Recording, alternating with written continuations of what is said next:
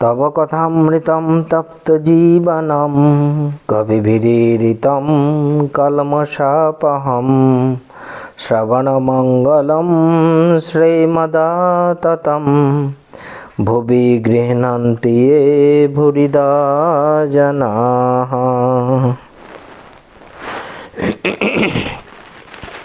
তোমার কথামৃত তাপদগ্ধ জনগণের জীবনস্বরূপ, মণিগণ কর্তৃক কীর্তিত পাপ সমূহের বিনাশক, শ্রবণ মাত্রই মঙ্গলপ্রদ ও সকল সম্পদের আকর।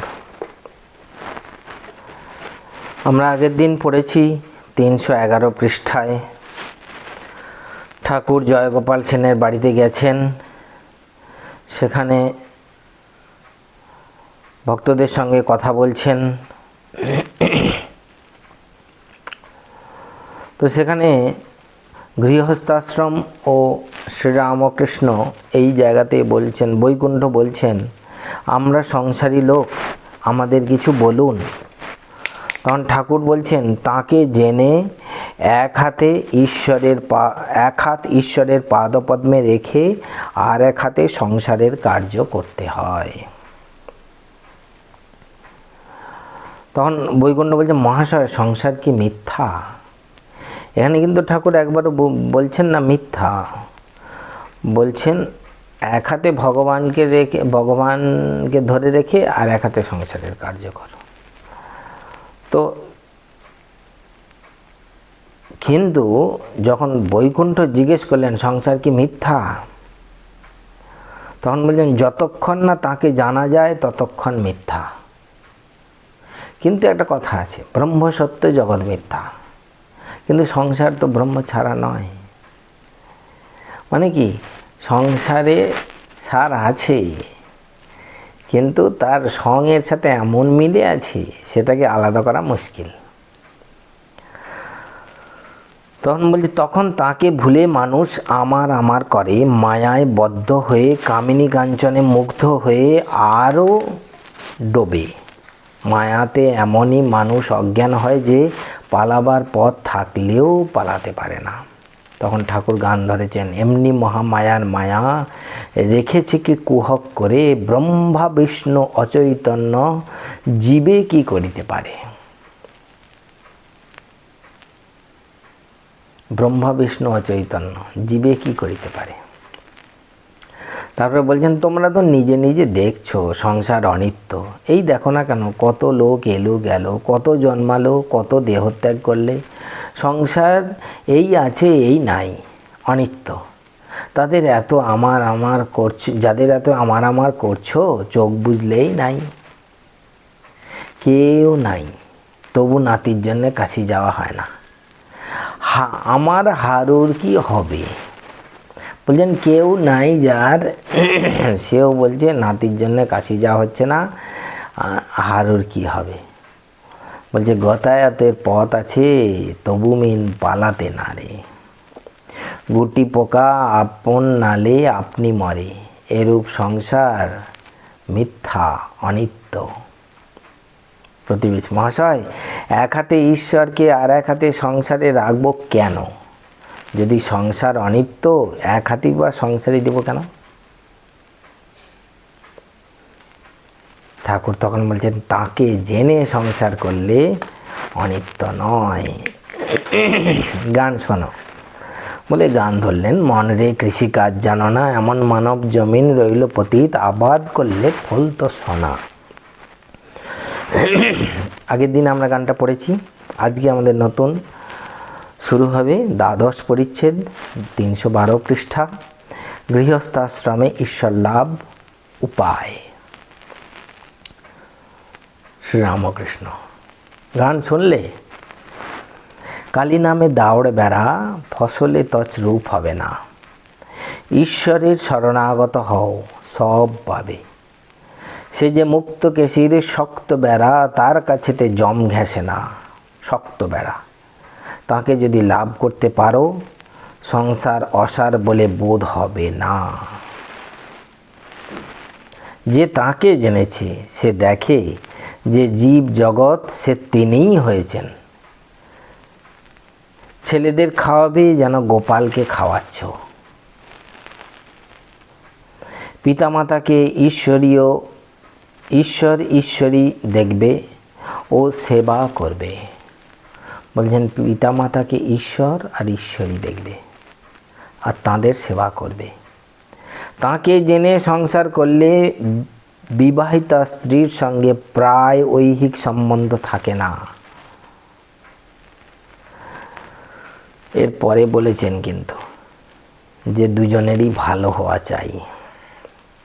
যাই হোক, পরে আসবো। বলছে দুজনেই ভক্ত, কেবল ঈশ্বরের কথা কয়, ঈশ্বরের প্রসঙ্গ লয়ে থাকে, ভক্তের সেবা করে, সর্বভূতে তিনি আছেন, তাঁর সেবা দুজনে করে। এই বোধ কজনের হয়? সর্বভূতে তিনি আছেন এবং তাঁর সেবা দুজনে করে, এই বোধ কজনের হবে? প্রতিবেশী মহাশয়, এরূপ স্ত্রী পুরুষ তো দেখা যায় না। ঠাকুর বলছেন আছে, অতি বিরল। বিষয় লোকেরা তাদের চিনতে পারে না। তবে এরূপটি হতে গেলে দুজনেরই ভালো হওয়া চাই। এই দুজনেই যদি সেই ঈশ্বরানন্দ পেয়ে থাকে তাহলেই এটি সম্ভব হয়। ভগবানের বিশেষ কৃপা চাই, না হলে সর্বদা অমিল হয়। একজনকে তফাতে যেতে হয়, যদি না মিল হয় তাহলে বড় যন্ত্রণা। স্ত্রী হয়তো রাত দিন বলে, বাবা কেন এখানে বিয়ে দিলে, না খেতে পেলাম না বাচ্চাদের খাওয়াতে পারলাম। একদম সত্য কথা, সবই সত্য কথা, কিন্তু এটা এই জাগতিকের ব্যাপারেও ঠাকুরের এত সুন্দর মিলে যাচ্ছে। সেই জন্যে বলছে যদি না মিল হয় তাহলে বড় যন্ত্রণা। স্ত্রী হয়তো রাত দিন বলে, বাবা কেন এখানে বিয়ে দিলে, না খেতে পেলাম না বাচ্চাদের খাওয়াতে পারলাম, না পড়তে পেলাম না বাচ্চাদের পড়াতে পেলাম, না একখানা গয়না, তুমি আমায় কি সুখে রেখেছ, চক্ষু বুঝে ঈশ্বর ঈশ্বর করছেন, এসব পাগলামি ছাড়ো। ভক্ত, এসব প্রতিবন্ধক আছে। আবার হয়তো ছেলেরা অবাধ্য, তারপর কত আপদ আছে। তবে মহাশয় উপায় কি? ঠাকুর বলছেন সংসারে থেকে সাধন করা বড় কঠিন, অনেক ব্যাঘাত, তার তোমাদের বলতে হবে না। রোগ, শোক, দারিদ্র, আবার স্ত্রীর সঙ্গে মিল নাই, ছেলে অবাধ্য, মূর্খ, গোয়াড়। তবে উপায় আছে। কি উপায়? মাঝে মাঝে নির্জনে গিয়ে তাকে প্রার্থনা করতে হয়, তাকে লাভ করার জন্য চেষ্টা করতে হয়। প্রতিবেশী, বাড়ি থেকে বেরিয়ে যেতে হবে? শ্রীরামকৃষ্ণ, একেবারে নয়। যখন অবসর পাবে তখন নির্জন স্থানে গিয়ে একদিন দুদিন থাকবে।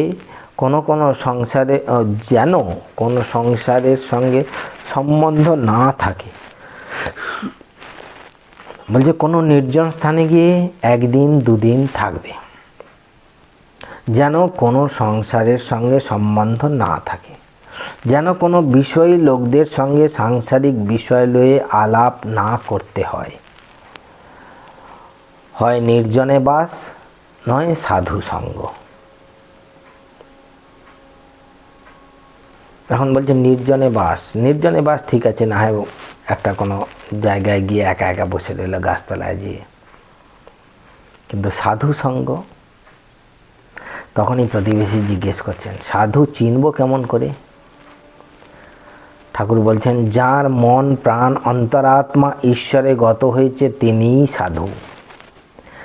যিনি কামিনী কাঞ্চন ত্যাগী তিনিই সাধু। যিনি সাধু তিনি স্ত্রীলোককে ঐহিক চক্ষে দেখেন না, সর্বদাই তাদের অন্তরে থাকেন। যদি স্ত্রীলোকের কাছে আসেন তাকে মাতৃবৎ দেখেন ও পূজা করেন। সাধু সর্বদা ঈশ্বর চিন্তা করেন, ঈশ্বরীয় কথা বই কথা কন না। আর সর্বভূতে ঈশ্বর আছেন জেনে তাদের সেবা করেন। মোটামুটি এগুলি সাধুর লক্ষণ।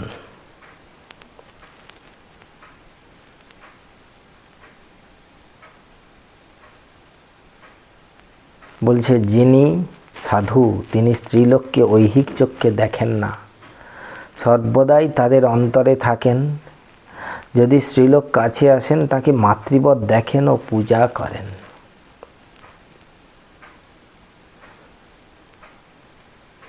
সাধু সর্বদা ঈশ্বর চিন্তা করেন, ঈশ্বরীয় কথা বই কথা কন না।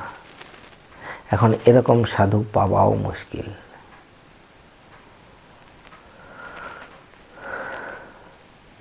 অনেক সময় বলা হয় যে এরকম সাধু, যে মনের মতো সাধু খুঁজে পাওয়া যাচ্ছে না, তখন বলা হয় যে ঠাকুরমা স্বামীজির বই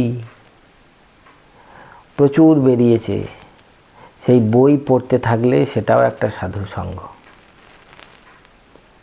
যে তখনকার দিনে যে বড় বড় সাধুরা ছিলেন, যারা এই ইয়েগুলো মানে সাধুর কীরকম লক্ষণ সবগুলো যাদের মিলে যায়, সেরকম সাধুদের বই প্রচুর বেরিয়ে গেছে। তাদের বই, তারা কি বলে গেছেন, তারা কীরকমভাবে সংসার জীবন পালন করতে বলেছেন, সেইভাবে যদি আমরা পালন করতে পারি বা সেই বইগুলো পড়ে যদি আমরা স্মরণ মনন করতে পারি, সেটাও একটা সাধুসঙ্গ। প্রতিবেশী বলছেন নির্জনে বরাবর থাকতে হবে। ঠাকুর বলছেন ফুটপাতের গাছ দেখেছো, যতদিন চারা ততদিন চারিদিকে বেড়া দিতে হয়, না হলে ছাগল গরুতে খেয়ে ফেলবে। গাছের গুঁড়ি মোটা হলে আর বেড়ার দরকার নাই, তখন হাতি বেঁধে দিলেও গাছ ভাঙবে না। গুঁড়ি যদি করে নিতে পারো আর ভাবনা কি, ভয় কি? বিবেক লাভ করবার চেষ্টা আগে করো, তেল মেখে কাঁঠাল ভাঙো, হাতে আঠা জড়াবে না। প্রতিবেশী বিবেক কাহাকে বলে? ঠাকুর বলছেন ঈশ্বর সৎ আর সব অসৎ, এই বিচার। সৎ মানে নিত্য, অসৎ হচ্ছে অনিত্য। যার বিবেক হয়েছে সে জানে ঈশ্বরই বস্তু আর সব অবস্তু। বিবেক উদয় হলে ঈশ্বরকে জানবার ইচ্ছা হয়। অসৎকে ভালোবাসলে যেমন দেহ সুখ, লোকমান্য, টাকা এইসব ভালোবাসলে, অসৎকে ভালোবাসলে যেমন দেহ সুখ, লোকমান্য, টাকা এইসব ভালোবাসলে ঈশ্বর যিনি সৎ স্বরূপ তাঁকে জানতে ইচ্ছা হয় না। সদসৎ বিচার এলে তবে ঈশ্বরকে খুঁজতে ইচ্ছা করে, মানে ইচ্ছাটাই হবে না।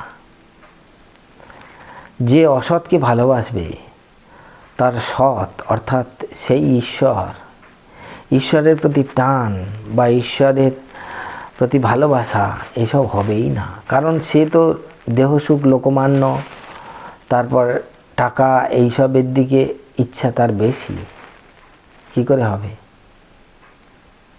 ঠাকুর এবার বলছেন শোনো, একটা গান শোনো। আয় মন বেড়াতে যাবি, কালী কল্প তরু মূলেরে মন, চারি ফল কুড়ায় পাবি।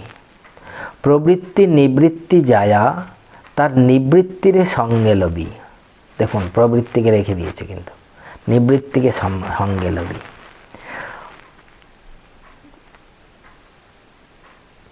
ওরে বিবেক নামে তার বেটা, তত্ত্ব কথা তায় শুধাবি।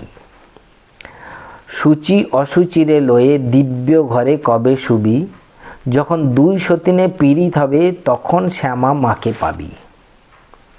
অহংকার অবিদ্যা তোর পিতা মাতায় তাড়িয়ে দিবি। অহংকার অবিদ্যাকে তাড়িয়ে দিতে বলছেন।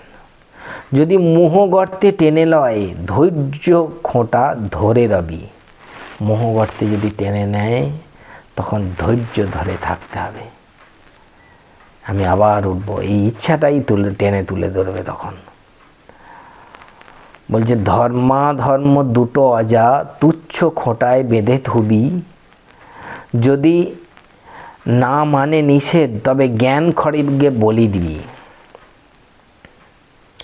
প্রথম ভার্যার সন্তানেরে দূর হতে বুঝাইবি। প্রথম ভার্যার মানে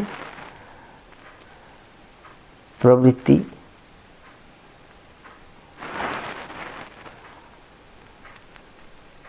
প্রথম ভার্যার সন্তান প্রবৃত্তি প্রথম ভার্যা, আর নিবৃত্তি ওই দুটো জায়া ছিল। যে প্রবৃত্তির সন্তানকে দূর হতে বুঝাইবি, যদি না মানে প্রবোধ জ্ঞান সিন্ধু মাঝে ডুবাইবি। প্রসাদ বলে এমন হলে কালের কাছে জবাব দিবি। তবে বাপু বাছা বাপের ঠাকুর মনের মতো মন হবি। এই মনটা ঠিক থাকতে হবে। বলছে মনে নিবৃত্তি এলে তবে বিবেক হয়, বিবেক হলে তত্ত্ব কথা মনে উঠে, তখন মনের বেড়াতে যেতে স্বাদ হয় কালী কল্প তরুমলে। সব কিছুই মনের উপর নির্ভর করছে। সেই গাছতলায় গেলে ঈশ্বরের কাছে গেলে, অর্থাৎ সেই গাছতলা হচ্ছে ঈশ্বর, ঈশ্বরের কাছে গেলে 4 ফল কুড়ায় পাবে, অনায়াসে পাবে, কুড়িয়ে পাবে। ধর্ম, অর্থ, কাম, মোক্ষ। তাকে পেলে ধর্ম, অর্থ, কাম যা সংসারের দরকার তাও হয় যদি কেউ চায়। তখন প্রতিবেশী বলছে তবে সংসার মায়া বলে কেন? আমরা এই অংশ পরের দিন পড়ব। ওম নিরঞ্জনং নিত্যমানন্দরূপং ভক্তানুকম্পাধৃতবিগ্রহং বৈ ঈশাবতারং পরমেশমিড্যং তং রামকৃষ্ণং শিরসা নমামः। ओम शांति शांति शांति हरि ओम तत्सत्। श्री रामकृष्णार्पणमस्तु।